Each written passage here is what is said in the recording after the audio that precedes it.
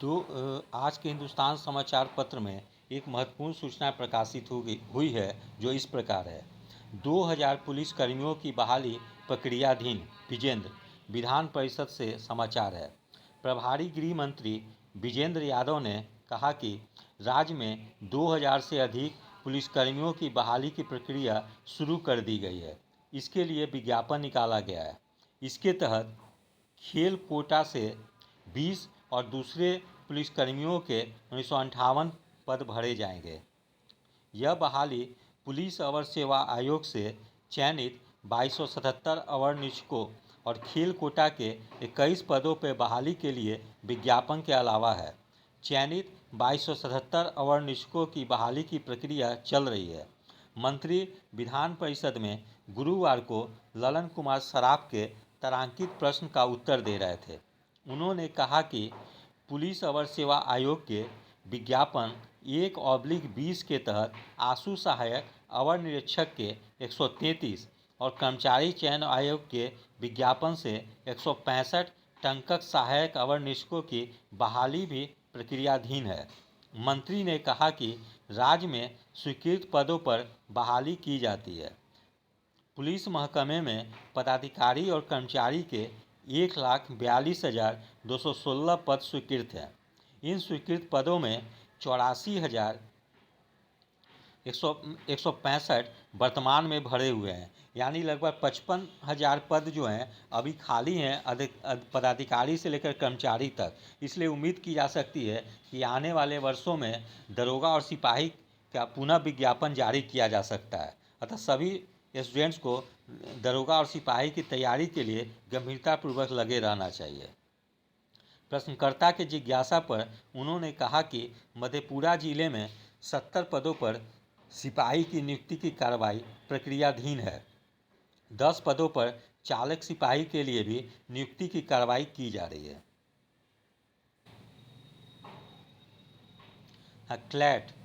CLAT से संबंधित एक समाचार है कि भागलपुर की गरिमा बिहार टॉपर, जबकि बेतिया के अरुणोदय दूसरे स्थान पर। तो देश भर के 22 नेशनल लॉ यूनिवर्सिटी में दाखिले के लिए आयोजित CLAT common law admission test का परिणाम बुधवार को रात 12 बजे घोषित किया गया। राज्य भर के छात्रों ने इस परीक्षा में अपनी मेधा का परचम लहराया है। भागलपुर के खरमनचक निवासी गरिमा बंका ने देश में 9वीं रैंक प्राप्त की है। वह बिहार टॉपर बनी है। वहीं रामनगर बेतिया के अरुणोदय ऑल इंडिया रैंक 21 प्राप्त कर सेकेंड टॉपर बने हैं। उन्हें 109.75 अंक प्राप्त हुए हैं। वे पटना के पाटलिपुत्र इलाके में रहते हैं। गरिमा के पिता राजेश बंका व्यवसायी हैं। उन्होंने बताया कि गरिमा 10वीं तक माउंट असीसी स्कूल से और 12वीं की पढ़ाई कॉमर्स में संत जोसेफ स्कूल से की है। दोनों की बोर्ड परीक्षाओं में गरिमा को 95% से अधिक अंक मिले थे। गरिमा की मां रश्मि बंका गृहिणी है। वह नेशनल लॉ यूनिवर्सिटी बेंगलुरु में नामांकन लेंगी। वहीं मयंक ने ऑल इंडिया रैंक में 57वां स्थान प्राप्त किया है। मयंक मूलतः खगड़िया के रहने वाले हैं। उन्हें परीक्षा में 102.5 अंक प्राप्त हुए हैं। इन्होंने पूरी तैयारी पटना में रहकर की है। वे अपनी सफलता का श्रेय अपने माता पिता और संस्थान लॉ प्रेप ट्यूटोरियल को दिया है। अरुणोदय के पिता व्यवसायी और मां गृहिणी है। मयंक के पिता भी व्यवसायी और मां गृहिणी है।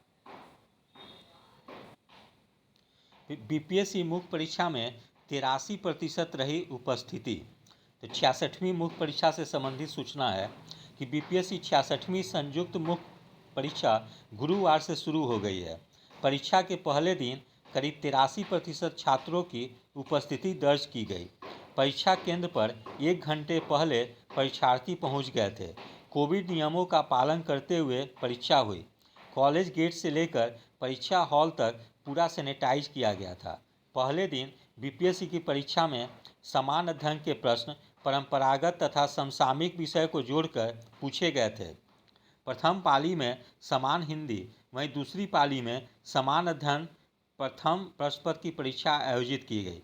परीक्षा विशेषज्ञ गुरु एम रहमान ने बताया कि समान अध्ययन के प्रश्न पत्र प्रथम में 3 खंडों को मिलाकर कुल 8 प्रश्नों के जवाब देने थे, जिसमें संथाल विद्रोह, बिरसा मुंडा आंदोलन, चंपारण सत्याग्रह एक निर्णायक मोड़ था तथा सांप्रदायिक और धर्मनिरपेक्षता पर नेहरू के विचार आदि से प्रश्न पूछे गए। वहीं कला एवं संस्कृति से पटना कलम चित्रकला पर प्रश्न पूछे गए। सत्याग्रह पर गांधी जी के विचार, जयप्रकाश नारायण एवं भारत छोड़ो आंदोलन, सुभाष चंद्र बोस आदि से संबंधित प्रश्न पूछे गए।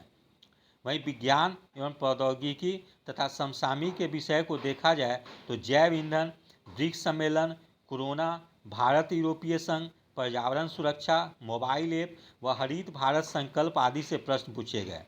आयोग के परीक्षा संयुक्त सचिव सह परीक्षा नियंत्रक अमरेंद्र कुमार ने बताया कि शांतिपूर्ण तरीके से परीक्षा हुई। सभी केंद्रों पर बीपीएससी के पदाधिकारी मौजूद थे। यह परीक्षा 31 जुलाई तक चलेगी। मैंने भी कल समान अध्ययन के प्रथम प्रश्न पत्र का अवलोकन किया, जिसमें खंड क में इतिहास से संबंधित प्रश्न पत्र में जनरली पूर्व वर्ष की परीक्षाओं में पूछे गए प्रश्नों का ही दोहराव था, जैसे संथाल विद्रोह, बिरसा मुंडा, चंपारण सत्याग्रह, पटना कलम, ये सब विगत पूर्व के परीक्षाओं में भी पूछे जा चुके हैं। इसलिए जिन्होंने प्रीवियस ईयर के प्रश्न पत्र को अच्छी तरह से तैयार किया हो, उन लोगों को इस सेक्शन को लिखने में कोई दिक्कत नहीं होगी। वही खंड 2 में बात की जाए तो उसमें करेंट अफेयर्स के प्रश्न थोड़ा सा अप्लाइड थे। इसलिए जिन लोगों ने गंभीरतापूर्वक तैयारी की, ऐसे कोरोना से संबंधित प्रश्न को आत्मनिर्भर भारत से जोड़ कर पूछा गया था, तो कोई स्कीम से जोड़कर पूछा जा रहा है। उसी तरह से भारत यूरोपीय संघ और पर्यावरण सुरक्षा मोबाइल ऐप से भी जोड़कर प्रश्न पूछा गया था। तो जिन छात्रों ने गंभीरतापूर्वक इसकी तैयारी की होगी, वही इसे सेक्शन को लिख पाए होंगे अच्छी तरह से। जबकि खंड 3 की बात की जाए तो स्टैट में इसमें प्रश्न पत्र जनरली समानता एवरेज प्रकार के ही थे, क्योंकि मैंने भी कल स्टैट के प्रश्न का अवलोकन किया। उसके प्रश्न का वो हूबहू आर.एस. अग्रवाल की पुस्तक से उठाकर दे दिया गया है।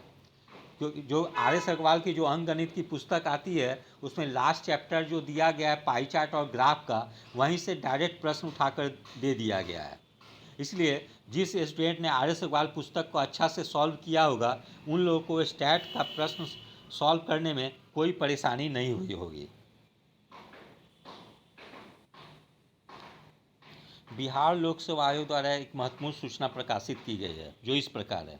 विज्ञान और प्रौद्योगिकी विभाग बिहार के अंतर्गत राजकीय अभियंत्रण महाविद्यालयों में सहायक प्राध्यापक इलेक्ट्रॉनिक्स एंड कम्युनिकेशन इंजीनियरिंग विज्ञापन संख्या 36/2020 के पद से संबंधित विज्ञापन के ऐसे आवेदकों जिनके ऑनलाइन समर्पित आवेदनों की हार्ड कॉपी आयोग कार्यालय में अप्राप्त है की सूची विदित साक्ष्य प्रारूप एवं आवश्यक दिशा निर्देश सहित आयोग के वेबसाइट पर प्रकाशित है।